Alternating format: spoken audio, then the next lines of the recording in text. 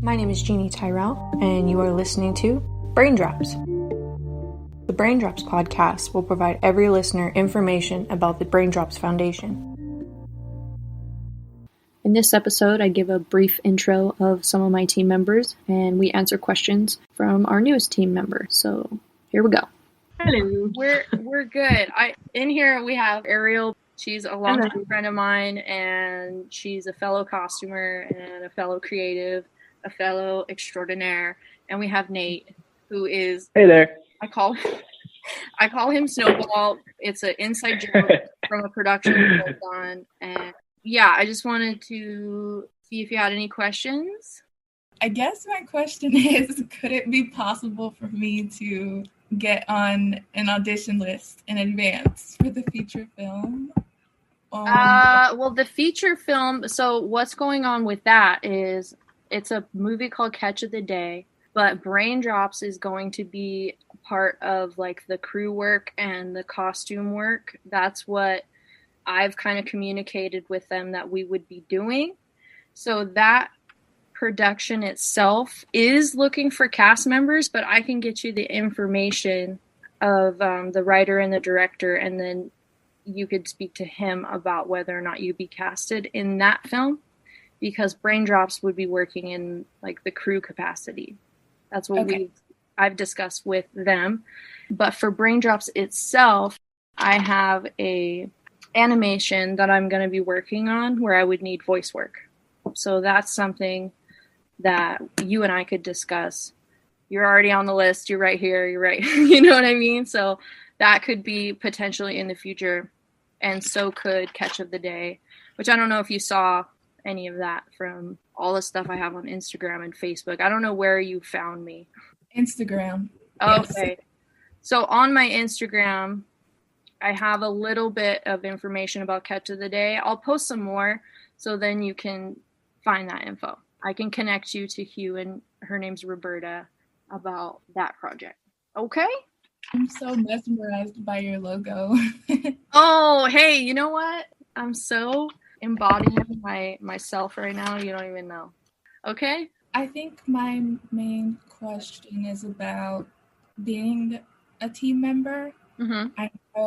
I feel like I told you everything up front because I'm aware I'm young, and people are often like, we don't need your help until you're above entry level work.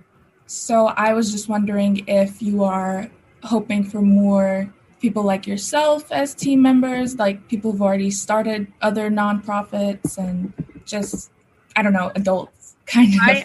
I look at a lot of nonprofits and I see like a different type of value in them. Like I was just explaining to Nate and Ariel about a coalition where they pick up trash because we're doing a mental detoxification, right? Well, you're also detoxifying the area around you too.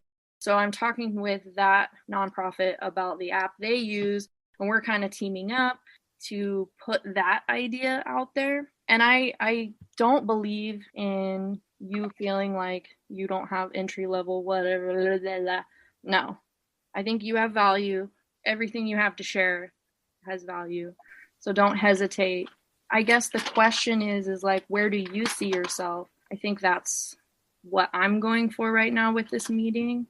If you see yourself being a part of this, how do you see yourself being a part of this? And then I will accommodate whatever you're thinking, and we can go from there. Everybody has their own skill set, their own dreams, ideals, but what you have to say and share has value no matter what. So just know that. Okay, thank you for clarifying. I feel a bit amorphous. Like, I don't know if I can tell you this is exactly what I do and this is only what I do, because I feel like I'm a multi-potentialite, so I can do this or do this. Because your organization, from everything that I was seeing, I was just really drawn in. I was like, I love this whole summer. I've been a part of things that are working toward helping teams have a better mindset and have a better mental atmosphere. So it was kind of like, this is perfect. This is a perfect next step. And I don't want to pin myself to anything. I appreciate your feedback on what it's making you feel, because personally for me, I'm just kind of trying to build it. All the brickwork is done and now it's time to go. So I appreciate you sharing that with me. I guess maybe I should explain like the two people who kind of inspired me. Maybe you can look into them and then you can see where I come from when I approach projects. There is an animator who used to work for Disney. His name was Don Bluth, and he broke from Disney and started doing his own thing. And he made a few productions before he passed away, but those productions had looked into animal cruelty and what the Mental Health Institute was talking about, like, and, you know, child poverty. Those are the themes in the animated films that he produced. And then I also have an individual named Kali Lawson, Kallelasn. He is a man that co-founded a magazine called Adbusters. I think those two people, their work has always inspired what I do. So I think you looking into that in your own time would also help you see where Braindrops is coming from and why I chose Catch of the Day. Like why I'm putting together The Visions of Johanna is the name of the animated film. I was just going to ask if you could spell that name, Kaylee. Or... Absolutely. Kali is pronounced Kali, Kallelasn, Kali Lawson. He's an amazing individual who had an epiphany which led him to wanting to stamp out consumerism, which affects our environment and it affects our mental state, all that stuff. And I think he's part of change that needs to keep going. So he's a very important person. Look into him. I would like just maybe a small question about Absolutely. Your author process. Mm-hmm. I think it's amazing. I'm the type of person who also likes to take an extended amount of time with the project. So I'm just wondering with the book how you maybe motivated yourself to set an end date. Yeah. So you're talking about my book Braindrops. You're aware that I wrote that book. Yay! I'm like annoyingly humble and I don't market myself. On Instagram I do my best, but I don't be like, oh, I wrote a book, you know what I mean? So I mapped it out. I figured out my chapters first, and then the chapters were a destination that I got to through the writing. I don't know how to describe it in any other way other than that. Like for me, my chapter list was completed first, almost like a CD. It just all flowed together for me because being a journalist, I am constantly documenting anything that really happens in my life. So I was able to go back whenever I was stuck and basically turn back to myself and finish the writing. So that was my process. Chapters first. Thank you. Yeah. What it really is it spells out how I got to forming Braindrops. Because I started writing it in 2012 after something that happened to me. Now I'm in a place where Braindrops itself is, I feel like we have so much to give, but there's stuff getting in our way to where we're not putting it back. Does that make sense? Yeah. I figured out why I was unable to do what I wanted to do, and now I'm doing what I want to do. Kind of thing. Yeah. I was going to make this observation. You saying giving out, we have so much, but we're not giving it out. Mm-hmm. Is that so you're kind of like the process of the rain cycle, like taking it and then just raining, right? Yeah, pretty much. Yeah.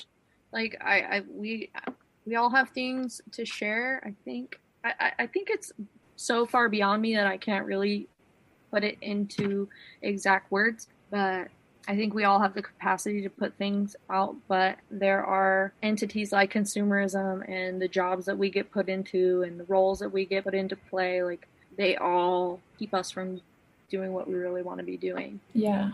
And that's basically what my book was about, because I kind of discovered that. I discovered what escapism is. Escapism is us watching Netflix and kind of tuning out the world around us.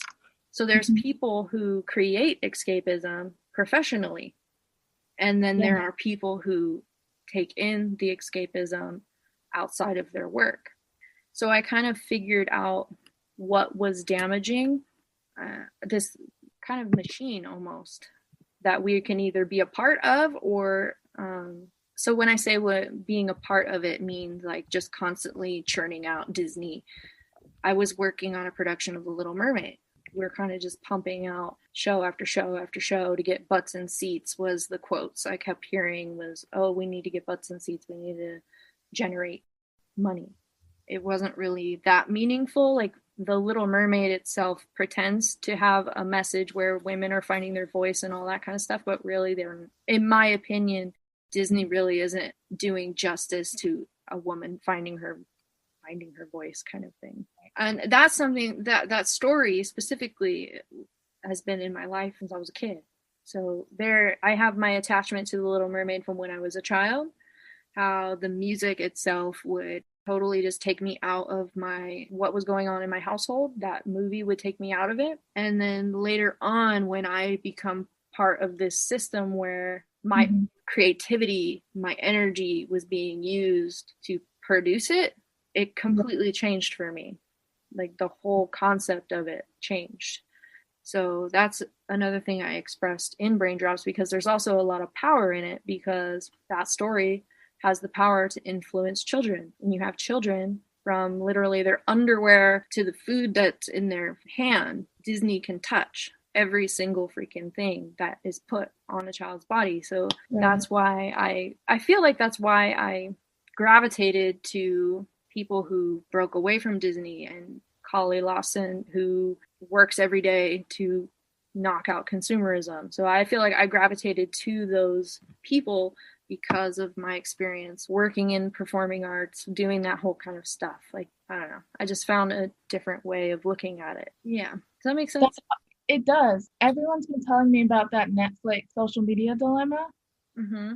And I think it's crazy because they're telling me and they're like, oh my gosh, I can't believe they're watching me. But then they just go right back to drowning in social media and whatever.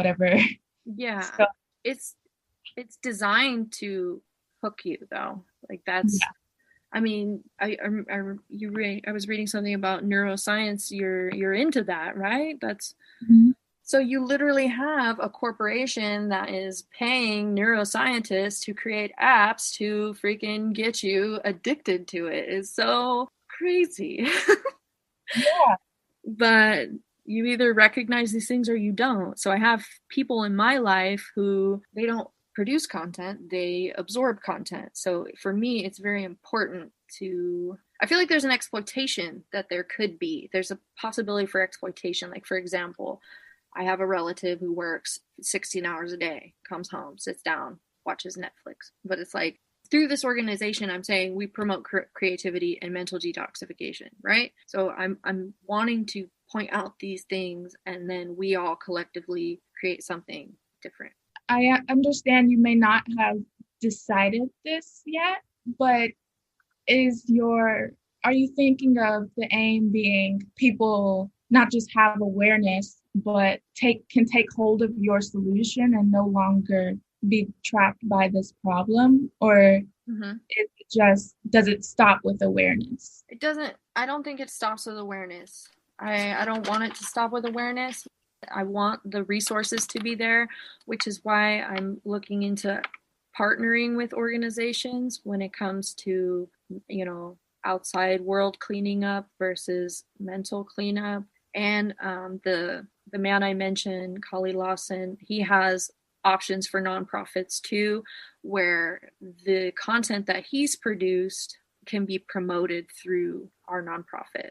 And that will kind of give them the tools they need to kind of come to their own understanding.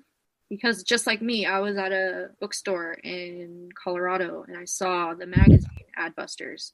I was like, whoa, what is this? The cover was looking at me. I looked at the cover and it wasn't telling me, how to please my man or how skinny I can be in 10 weeks. Like, it was telling me, yo, Kellogg Incorporated is doing A, B, C, D, E, F, G. And here was a magazine kind of educating me on what corporations do behind our backs. And I was like, what? opened my eyes to that was, how is this legal? So then Yeah. I started digging around, and of course, it didn't really say who was responsible for the magazine. It was kind of vague, but I did my homework and I figured it out, and I went down the rabbit hole a little bit, and that's how now I understand that these things are possible for us to do. And that's where another huge part of Braindrops is. We don't have to worry about being told no. I think it became almost groomed in me going through school and learning how to pump show out after show after show after show, just give and give my content, not only in my schoolwork, but then when I had to make money and pay the bills, I would be working at, odd jobs and just making sandwiches all day. You kind of get in the same mindset where you're just producing something for a company over and over and over and over, and they just keep raking in the money. And that's not what I want to do.